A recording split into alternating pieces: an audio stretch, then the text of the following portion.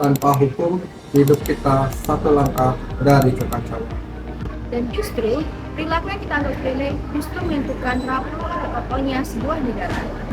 Jadi, kenapa kita harus tertib hukum? Karena tertib itu pilihan, bukan kebutuhan. Saya Rahmat Anwar Nabi. Saya Trianta. Dan saya Gevira Amalia, kami dari kelompok 6. Kami akan menjelaskan bagaimana hukum menciptakan ketaatan dari sudut pandang filsafat hukum. Ketaatan bukan takut dihukum. Ketaatan itu sadar bahwa hukum yang akan menjaga kita, hak kita, keamanan kita, dan ketertiban kita bersama.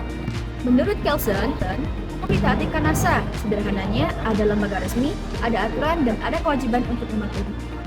Kata Fuller, masyarakat hanya akan taat kalau hukumnya beres, konsisten, jelas, dan tidak kontradiktif. Hukum yang kacau tidak bisa ditaati. Finis bilang, hukum itu harus adil dan berdasarkan dengan nilai kemanusiaan. Kalau bertentangan dengan keadilan, masyarakat pasti akan menolaknya.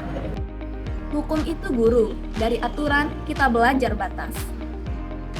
Dan ketika hukum ditegakkan dengan jujur, maka kepercayaan pun tumbuh.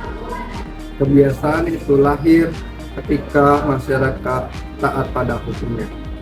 Hukum tanpa moral hanyalah teks dingin. Tapi hukum yang selaras dengan moral akan melahirkan ketaatan yang tulus. Idealnya, hukum dan etika berjalan berdampingan. Dalam video yang beredar, anggota DPRD berjoget di sidang rapat. Mungkin tidak melanggar aturan tertulis, tetapi melanggar etika di ruang sidang. Itu bukti bahwa ketaatan hukum tidak cukup tanpa ketaatan moral. Ketaatan lahir dari kesadaran, bukan ketakutan. Terima kasih. Ketaatan tercipta ketika hukum ditegakkan adil dan moral tetap dijaga. Mari membiasakan diri menghormati aturan dan etika. Taat hukum bukan sekedar kewajiban, itu cara paling sederhana untuk membangun masyarakat yang bermartabat.